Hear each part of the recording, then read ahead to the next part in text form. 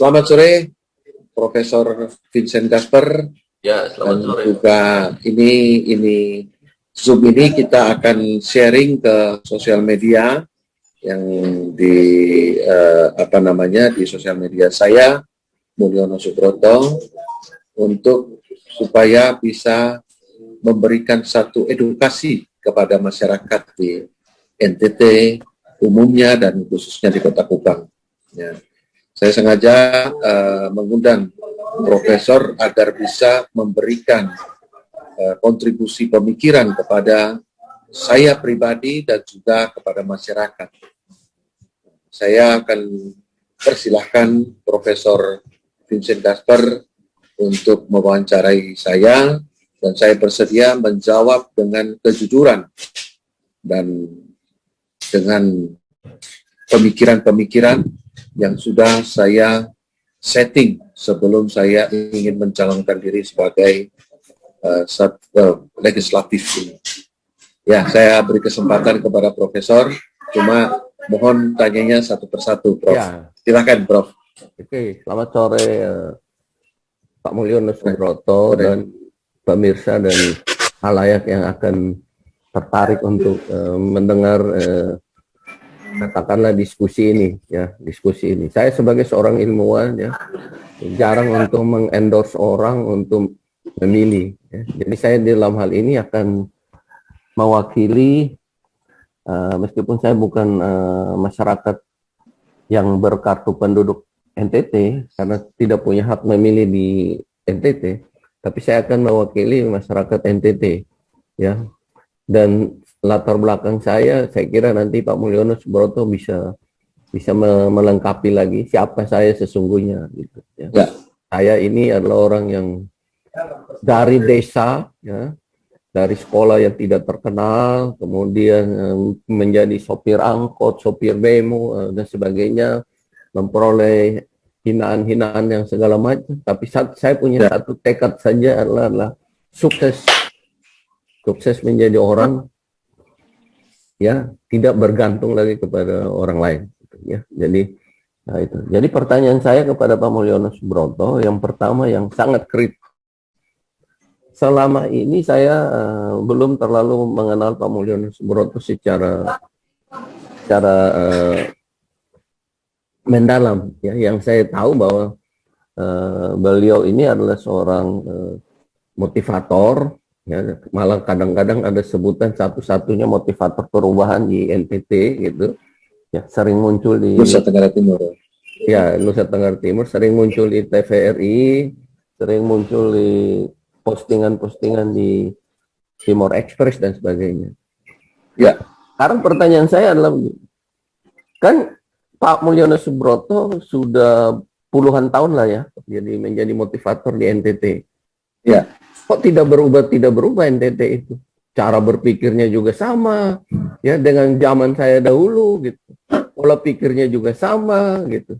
Ya, cepat mengeluh, tidak tahan banting dan sebagainya. Kok tiba-tiba mau jadi legislatif? Bukannya legislatif itu lebih tidak menantang gitu pekerjaannya. Orang duduk-duduk di situ, kemudian gajinya lancar dan sebagainya. Itu lebih sulit gitu. Bukannya itu apakah motivasinya bukan untuk mendapatkan suatu pekerjaan baru? Artinya sudah gagal menjadi seorang motivator perubahan NTT sehingga ingin menjadi anggota legislatif di DPRD Provinsi NTT. Kira-kira apa yang mendorong motivasi utamanya? Baik. Terima kasih Profesor, para pemirsa juga. Saya tertarik sekali dengan pertanyaan Profesor ini yang sangat kritis ya, buat hidup saya. Baru pertanyaan ini yang saya diuji oleh seorang profesor. Nah, artinya saya di sini sudah hidup 14 tahun ya, memang belum tahun 14 tahun di Kota Kupang. Saya baru menjadi motivator itu sekitar lebih daripada 10 tahun, kurang lebihnya 12 tahunan ya. Karena 2 tahun di sini saya harus bekerja sebelum menjadi motivator, harus bekerja sebagai sopir dan lain sebagainya. Nah, itu nanti ada cerita tersendiri ya. Saya kira seperti itu. Nah, selama perjalanan saya menjadi motivator, kenapa kau tidak berubah, ada perubahan apa segala macam, ya kan?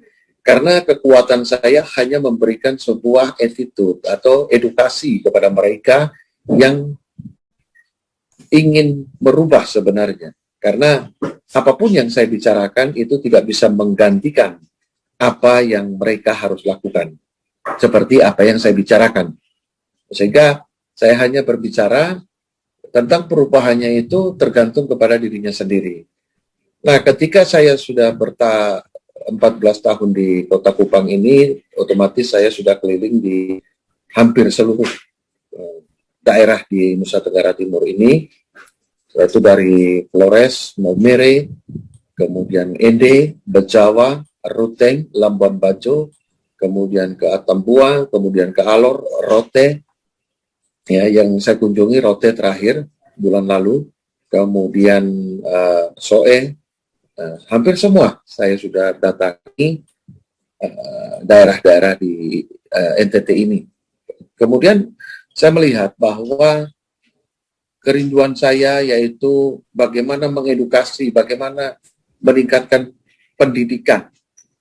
Nah, ada banyak orang yang di sini saya lihat mereka pintar, banyak orang bukan di sini saja, tapi saya melihat bahwa banyak orang pintar tetapi dia tidak bisa. Mereka juga ketika mereka bisa, belum tentu mereka menjadi orang hebat. Artinya begini, ketika kita memiliki pendidikan, kalau kita tidak bisa menggunakan pendidikan itu sangat berbahaya dalam kehidupan. Dan ketika kita tidak bisa melakukan sesuatu dari pendidikan apa yang kita kenyam itu, maka kita tidak akan menjadi orang yang hebat. Artinya, pintar bisa akan menjadi hebat itu satu kesatuan yang perlu kita bangun di Nusa Tenggara Timur ini. Bagaimana sih caranya? Saya sebagai motivator hanya bisa memberikan satu suara. Mereka mau dengar atau tidak, kita tidak akan pernah tidak akan pernah bisa mengarahkan mereka.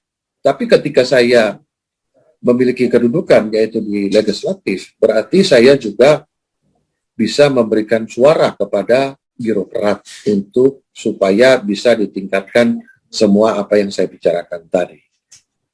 Artinya ketika saya bisa ada dalam kekuatan untuk memberikan kontribusi kepada birokrat, pemahaman-pemahaman atau pemikiran-pemikiran ini dilakukan tentunya dengan aturan-aturan yang ada. Nah, saya sebagai motivator tentunya tidak tahu aturan-aturan yang ada, sehingga saya ingin masuk ke dalamnya, dan dari aturan-aturan itulah saya akan men-sharekan kepada birokrat yang ada di Nusa Tenggara Timur ini. Nah, itu tujuan saya. Kenapa kok saya punya tujuan seperti itu? Karena saya keliling saya katakan tadi bahwa saya sudah keliling ke beberapa daerah di Nusa Tenggara Timur ini. Mereka sebenarnya orang-orang yang hebat, orang-orang pintar. Karena di muka bumi ini tidak ada orang yang bodoh. Yang ada hanya orang malas. Malas belajar, dia akan dikira dan ditimbang dan diukur oleh orang lain adalah sebuah kebodohan. Ketika dia tidak bisa malas untuk menabung, berarti dia hiduplah di dalam sebuah namanya kemiskinan. Nah, ini yang saya akan rubah sebenarnya pemikiran seperti itu. Kalau ada pendidikan, Anda pintar. Ketika Anda pintar, Anda harus bisa melakukan. Dan ketika Anda sudah pintar dan bisa, berarti Anda adalah orang-orang hebat. Bagaimana menjadi orang-orang hebat? Saya tidak punya kuasa untuk memberikan sesuatu masukan kepada birokrat, karena tidak akan didengar siapa Mulyono. Karena Mulyono seorang motivator, hanya motivasi, hanya mendorong, bukan ada di dalam satu struktur legalnya, tidak ada. Maka itu saya rindu untuk maju ke badan legislatif ini, Prof. Nah, itu kerinduan saya. Karena saya melihat mereka itu, ketika sahabat saya dulu ada seorang profesor juga, Profesor Yanus Surya, mengukur daripada IQ orang-orang sini secara acak 5 suku, mereka ukurannya lebih dari rata-rata, artinya superior. Tetapi ketika superior, apakah ada mentalitas berani atau ketika pintar berani tidak, sehingga dia ini bisa untuk melakukan kepintarannya yang sudah dipelajari itu. Nah, saya juga ingat ketika Profesor Vincent Gaspar menulis bahwa sistem pendidikan ini yang perlu kita rubah lah sedikit, ya. Banyak juga nggak masalah. Artinya begini, banyak semua dari SD, SMP, SMA, walaupun meskipun perguruan tinggi, mahasiswa itu semua bertanggung jawab kepada pengajar, tetapi tidak pernah bertanggung jawab kepada kehidupannya. Nah, ini yang sangat kita sayangkan. Bagaimana supaya kita ini ketika dia bertanggung jawab kepada pendidik, pengajar, berarti dia harus bisa bertanggung jawab kepada hidupnya. Nah, ini kerinduan saya, sehingga ketika saya ini ada di legislatif, maka saya bisa melihat aturan-aturan yang bisa kita rubah sesuai dengan undang-undang otomatis. Sehingga disitulah saya bisa menyuarakan kepada birokrat itu tadi, Prof. Nah, itu kerinduan saya, Prof. Kenapa kok saya ingin seperti itu? Nah, kalau saya motivator, dia sekedar motivator. Mungkin orang beranggapan bahwa just fun, hanya bersenang-senang ketika melihat orang berbicara, tetapi tidak melakukan apa-apa. Mereka senang, happy, kemudian pulang 2-3 hari sudah lupa lagi. Tapi karena ada di birokrat itu, maka dia akan terus secara konsisten akan dilaksanakan karena ada undang-undang dan legislasinya di sana. Itu menurut saya, Prof. Oke, itu kalau jawaban seperti itu, Buat Mulyono, saya setuju, tapi belum 100% setuju, ya, baru 50%. Artinya, dengan Bapak sebagai anggota DPRD, maka posisi Bapak di situ bisa bersuara lebih keras, tegas, dan bisa mempengaruhi kebijakan dari segi kebijakan pemerintah. Betul. Yang mungkin selama ini kurang atau melenceng atau tidak tersentuh, bisa di Bapak menggonggong terus di situ. Ya. Nah, tapi ingat tadi Pak Mulyono mengatakan bahwa akar dari semua itu karena malas, ya. Iya. Malas itu apa sih sesungguhnya, Pak Mulyono? Malas itu? Ya. Definisi malas itu apa? Definisi malas itu. Nah, definisi malas menurut pemikiran saya adalah dia sebenarnya bisa melakukan tapi dia tidak mau melakukan. Ya, jadi ini per definisi saya suruh dicatat dan dikampanyekan supaya pada waktu kampanye supaya orang itu bisa sukses seperti Vincent Gaspar ini, ya. Sukses seperti ini. Malas itu melupakan aktivitas, lupa akan sukses. Bisa dapat melupakan aktivitas, ya apa namanya, melupakan aktivitas. Malas itu, ya, artinya tidak melakukan aktivitas, artinya karena lupa akan sukses.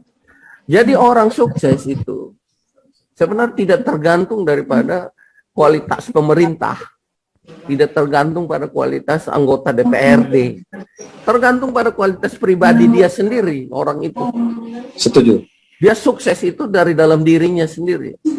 Sedangkan faktor-faktor kualitas pemerintah, kualitas kebijakan, kualitas anggota DPRD, itu hanya motivator eksternal, ekstrinsik. Misalnya, kalau saya sebagai warga negara di Singapura, saya memperoleh banyak fasilitas. Nah, tapi kalau saya menjadi warga negara di Indonesia kurang fasilitas. Tapi saya bukan berarti harus ke Singapura baru saya sukses. Saya bisa hidup di Noelmina juga sukses gitu. Artinya apa? Artinya saya punya diri sendiri yang mengatakan bahwa target utama saya sukses. Ya kan? Nah, setiap orang sukses pasti akan menjadi pemimpin bagi dirinya sendiri dulu. Bukan pemimpin bagi orang lain, gitu kan? Jadi dia memimpin diri sendiri. Saya mungkin kasih lagi, pemimpin itu kan pemimpi. Pemimpi tambah N gitu kan.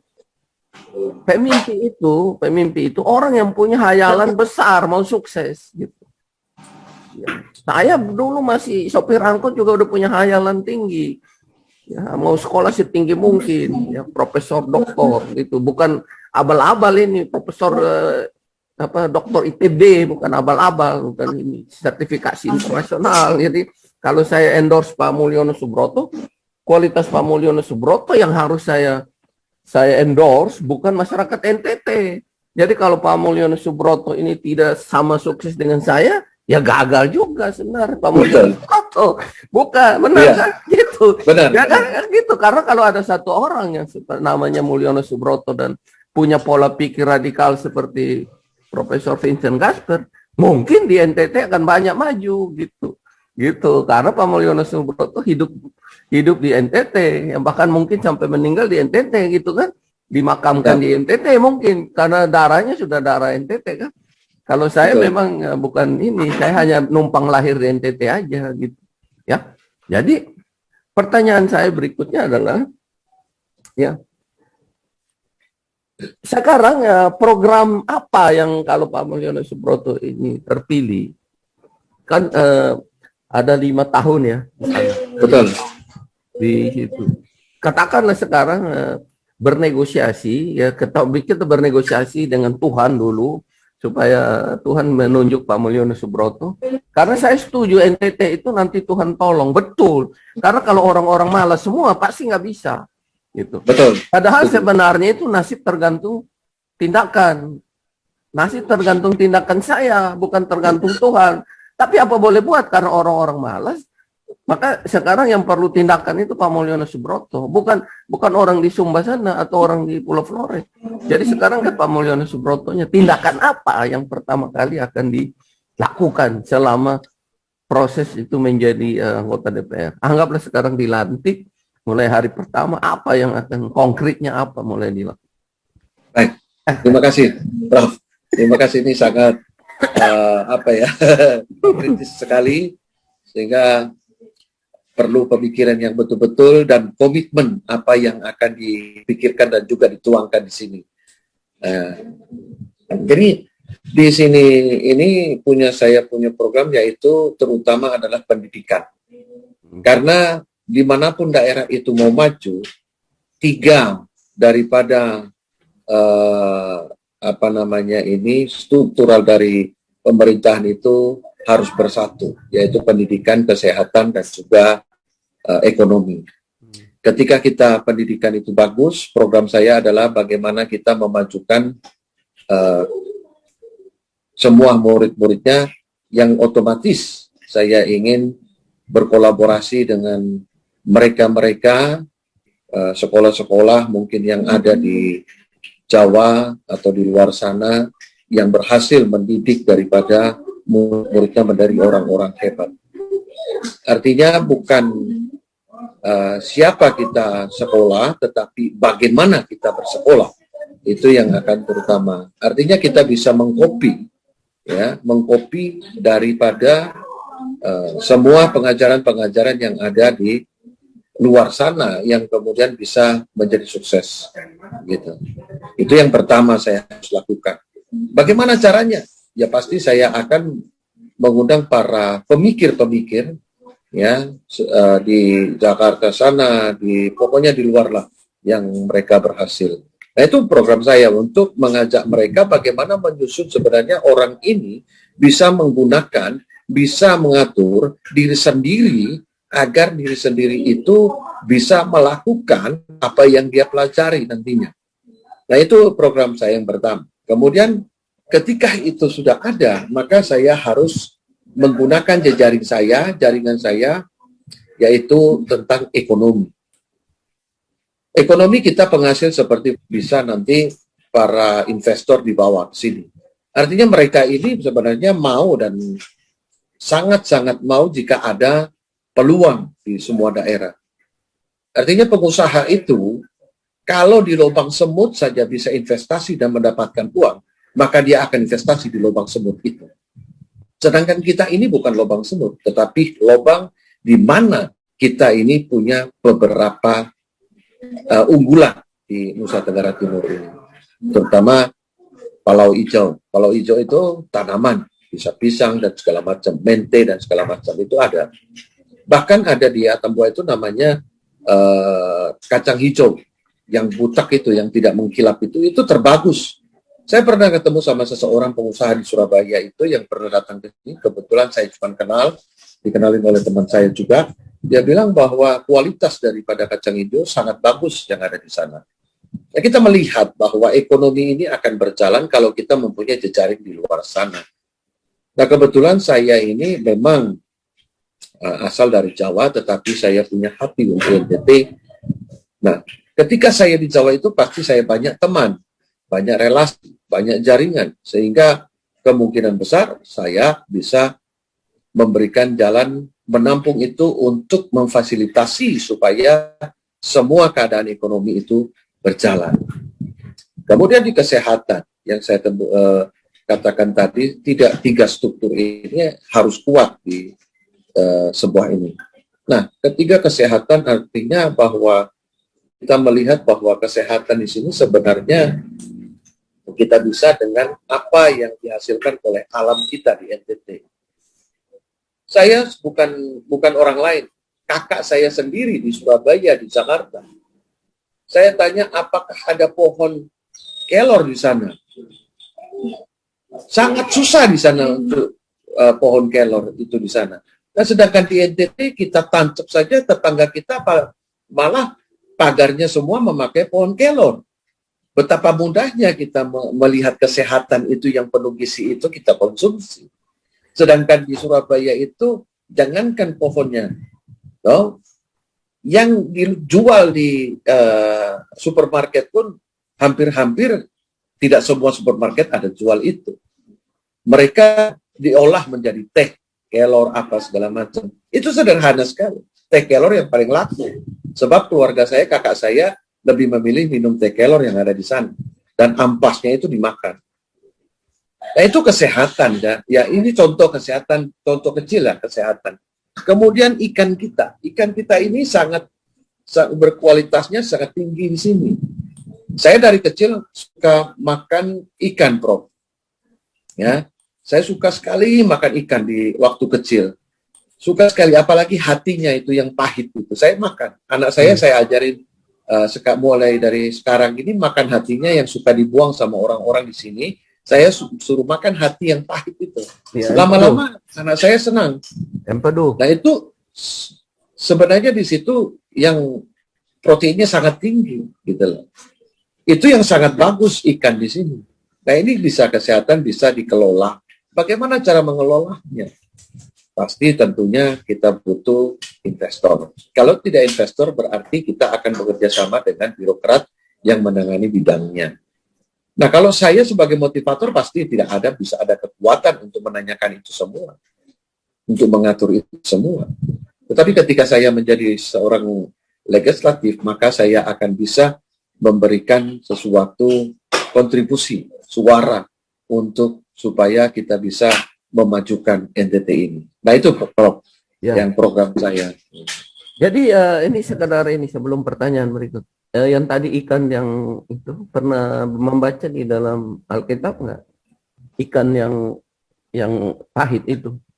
Ya. Gitu. Itu anti santet. Oh. Ya.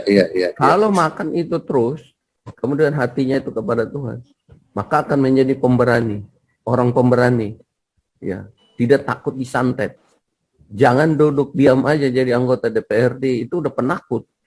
Jadi mungkin perlu terus makan ikan supaya berani bersuara kepada pemerintah. Ya, berani untuk rugi, berani untuk dipecat, berani untuk kembalikan uang negara 40 juta atau 50 juta per bulan gitu. Berani gitu.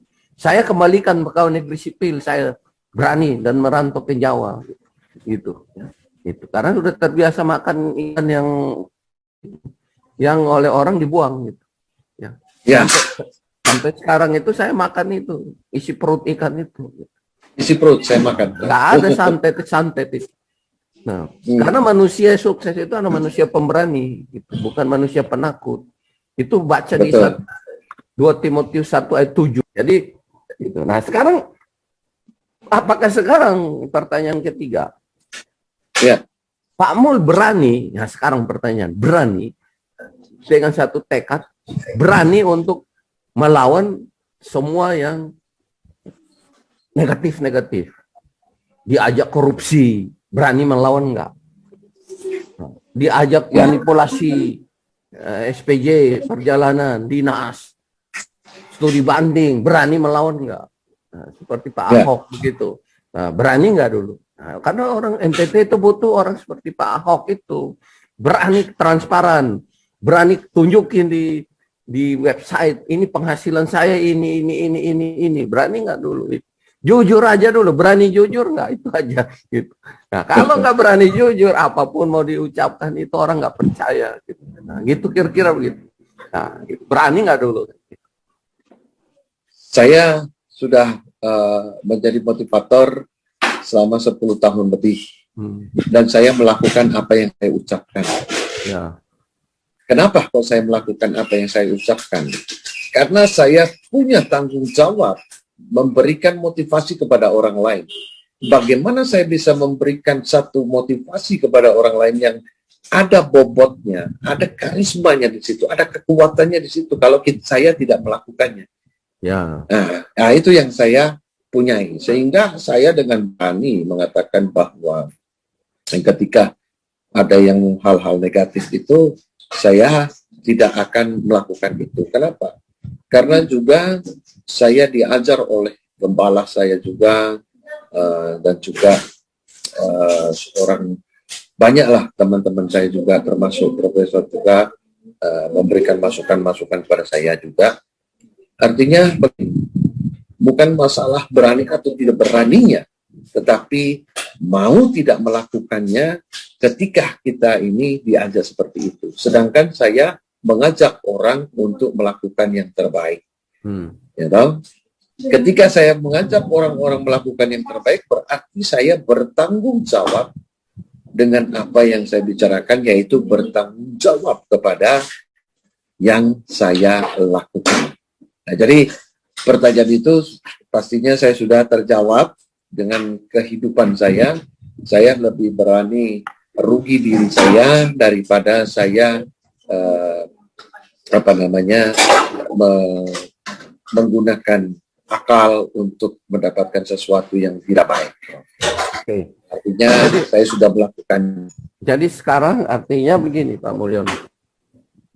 Saya mau mengajak Pak Mulyono ini karena berani itu kan bisa berbohong juga, orang berani kan. Bisa manipulasi. Saya mau mengajak Pak Mulyono untuk berani berkomitmen dengan Tuhan. Ya. Pak Mulyono pasti percaya Tuhan kan? Ya. Nah, artinya sekarang mempertaruhkan nyawa Pak Mulyono ini dengan Tuhan. Ya. Jadi sekaligus kunci sukses. Ya. Nah, jadi pertama saya mau ajarkan dulu Pak Mulyono, mulai membaca nanti ya.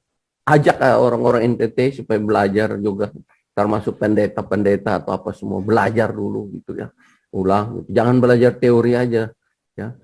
Pertama terapkan Mazmur 118 ayat 8. Ngomong ke orang-orang, terapkan Mazmur 118 ayat 8. Apa itu Mazmur 118 ayat 8? Ya. Hanya berlindung kepada Tuhan. Hanya berlindung kepada Tuhan. Mati pun itu semua di tangan Tuhan. Tidak takut itu suanggi, tidak takut itu. Apalagi sudah makan ikan yang itu yang pahit itu, tidak ada mempan suanggi. Ya. Nah, jadi sudah pertama jiwa kita sudah berlindung kepada Tuhan. Ya, kedua roh kita itu mengikuti 2 Timotius 1 ayat 7. Roh bukan roh ketakutan. Sebab Allah memberikan kepada kita bukan roh ketakutan, melainkan roh yang membangkitkan keberanian, kasih. Kasih itu saya membuat suatu akronim, kehendak Allah selalu isi hati. Ya. Hati itu harmonisasi antara tindakan dan iman. Ya. Kemudian iman itu ikhlas menjadikan Allah nakoda. Ya. Dan yang ketiga adalah disiplin diri. Itu kunci orang-orang sukses. Ya. Kemudian yang ketiga, kalau Bapak sudah berlindung kepada Allah, ya, kemudian rohnya sudah merupakan roh Allah gitu, roh bersekutu dengan roh Allah. Perilakunya sekarang, ya, perilakunya itu sederhana aja, ya. Ikut saja di Titus 2 ayat 7, ya. Jadikanlah dirimu sendiri suatu teladan dalam berbuat baik. Hendaklah engkau jujur dan bersungguh-sungguh. Bersungguh-sungguh. Jadi anggota DPR itu sungguh-sungguhnya untuk siapa? Namanya aja anggota DPR, Dewan Perwakilan Rakyat. Berarti kan rakyat. Bersungguh-sungguh untuk rakyat, gitu, ya. Gitu. Ya. Nah, sudah. Ya kan? Nomor berikut lagi, kalau sudah bersungguh-sungguh, perilakunya jujur dan bersungguh-sungguh, maka sekarang kita menghindari dosa. Yakobus 4 ayat 17, ajarkan lagi kepada orang di sana, baik sebagai sesama anggota DPRD atau siapapun juga, tetap ajarkan, ya, menghindari dosa. Apa itu dosa? Ya, dosa itu jika kita tahu bagaimana berbuat baik tapi tidak melakukannya, maka kita berdosa. Berdosa itu ada di Yakobus 4 ayat 17. Gitu. Setelah itu semua kita lakukan, maka kita berhak untuk sukses. Berhak untuk minta apa saja kepada Tuhan melalui Yohanes 15 ayat 7-8. Termasuk minta uang kepada Tuhan. Kalau saya sudah bisa minta uang kepada Tuhan, ngapain lagi korupsi? Tidak perlu lagi itu korupsi. Karena uang yang dikasih Tuhan itu lebih besar daripada gaji 50 juta. Saya satu hari kalau diberikan konsultasi aja udah 50 juta lebih. Itu untuk konsultasi saja. Gitu, ya. Jadi kalau diundang seperti Pak Mulyono begini itu, wah itu udah mahal itu bayarnya itu udah mahal. Gitu. Nah, jadi di situ belajar itu, ilmu itu saya ajari nanti untuk sukses. Gitu. Nah, kalau itu dilakukan, ya nggak perlu kampanye lagi Pak Mulyono. Sebarkan saja ini diskusi ini kepada masyarakat. Orang cerdas akan memilih orang cerdas. Orang bodoh memilih orang bodoh, gitu kan? Gitu kan? Nah, mau bodoh terus atau mau cerdas? Mau maju terus atau mau bodoh? Kalau mau bodoh ya sudah, tunggu aja orang ini datang bohong-bohongi, ya, dan sudah menyerahkan nyawanya kepada Tuhan, maka dia pasti akan jujur, tidak berbohong. Gitu. Pilih aja, gitu kan? Orang cerdas pilih orang cerdas, gitu. Orang cerdas berteman dengan orang cerdas, nggak pernah ada orang bodoh dengan orang cerdas, gitu kan? Gitu kan? Nah, jadi itu Pak Mulyono, ya. Sebarkan aja semua itu. Jadi sekaligus kampanye, tetapi juga pembelajaran kepada yang lain. Nah, kalau sudah mengandalkan Tuhan, tidak ada yang lawan lagi. Betul. Gitu. Ya, gagal di DPRD, mungkin lolos di DPR RI. Calon aja dua-dua, gitu. Nggak usah takut. Jangan takut dengan permainan uang, gitu. Nggak usah takut. Ya kan, yang dibutuhkan sekarang itu orang jujur. Kalau orang kaya mah terlalu banyak. Orang kaya terlalu banyak, orang jujur. Nah, kejujuran pertama itu yang akan membuat Pak Mulyono akan maju ke depan itu. Dan kalau rakyat sudah tahu bahwa inilah pemimpin yang jujur, seperti Pak Ahok itu, ya mungkin akan lebih mudah dia kan. Betul. Itu jadi tiru aja itu. Ya. Transparan, itu apa anggaran yang keluar masuk itu di situ, berapa yang dikasih pertanggungjawaban semua lah. Wajar loh. Kalau saya jadi seseorang anggota DPR atau saya konsultan, wajar dong saya meminta bayaran mahal kok. Wajar. Saya sendiri sama Tuhan meminta bayaran mahal sama Tuhan. Kenapa? Ya karena saya jujur, saya mau Tuhan. Kalau mau menggunakan saya, wah ini rate saya ini sekian, bukan hanya 2 juta, 30 juta, 40 juta. Gitu. Ember, minimum miliaran gitu. Ah, kira-kira begitu. Gitu kan. Sanggup bayar nggak? Ya, nah, bayar gitu kan. Nah, kita nggak usah takut. Jadi itu kira-kira Pak Mulyono. Ya. Terima kasih. Ya. Prof. Vincent. Nah, nanti disebarluaskan aja supaya orang bisa tahu. Orang gila ini juga, saya ini orang gila. Tahu gila? Gila itu gali ide langsung action. Siap. Gali ide tiap hari pikirkan gagasan apa, langsung aksi. Ya. Kalau keluar dari PNS, nggak perlu pakai pertimbangan saya gitu. Ya keluar saya itu, masuk ITB segala macam, nggak ada pertimbangan banyak-banyak, terobos aja gitu. Nggak Ya. usah khawatir. Siap, Prof. Nah, Ya. jadi, Terima kasih. Ya, Prof. Terima kasih. Ya. Diskusi yang sangat memuaskan saya, sehingga saya punya ide-ide yang baru untuk memajukan bangsa kita melalui daerah Nusa Tenggara ya, Timur. setiap orang nanti punya talenta masing-masing. Jadi Betul. kemajuannya itu tidak harus melalui, ada yang melalui eksekutif, ada yang melalui legislatif, ada yang melalui karir-karir yang lain. Saya memilih karir swasta gitu. Jadi ya sama aja. Saya membangun perusahaan juga supaya manajemennya menjadi bagus dan sebagainya. Itu udah biasa. Ya. Kira-kira Terima kasih. Ya. Ya. Terima kasih, Profesor. Nah, Waktunya yang sudah diberikan. Ya, mungkin ini kalau orang-orang perusahaan-perusahaan undang Profesor, walaupun tingkat ini pasti sangat tinggi. ya ada dua saya, Pak Mulyono. Ada dua. Ya. Gratis atau mahal, itu aja. Ya. Nggak ada murah-murah. Tidak ada murah. Jadi ya, nggak ada murah. mahal. Gratis Ya, atau betul. mahal. Gitu. Setuju Nggak ada itu. murah. Saya masih ingat itu kata-kata, Prof. Ketika bola itu akan ditekan, ya kata terakhir buat saya yang juga adalah sebuah kata yang disusun oleh Profesor Vincent Gasper, yaitu ketika bola bekel itu ditekan semakin ke bawah, dia akan melenting semakin ke atas. Iya. Ketika kita itu menekan pikiran kita, ketika kita itu mau memeras otak kita untuk berpikir, maka kita akan melenting seperti bola bekel itu sampai ke atas, di mana kekuatan tekanan itu ada di dalam kehidupan kita. Apalagi memuliakan Tuhan. Nah, itu dia. Nah, jadi kita tetap seperti itu. Ya, terima kasih Profesor yang sudah memberikan waktunya kepada saya. Izinkan saya mengupload Zoom meeting ini di sosial media saya. Nah, jika dengan adanya Profesor mengatakan saya meng-ACC mengupload video ini, maka saya sudah diberikan izin oleh Profesor. Ya, saya izinkan aja semua perbuatan baik itu izin aja. Jadi saya tidak mau mengkampanyekan Pak Mulyono hebat ini segala macam. Biarlah masyarakat yang memilih itu cerdas. Orang cerdas memilih orang cerdas. Itu aja. Betul. Siap. Nah, tinggal bagaimana membuat supaya ucapkan ini gitu. Tentu saja dengan bahasa yang lebih mudah kan.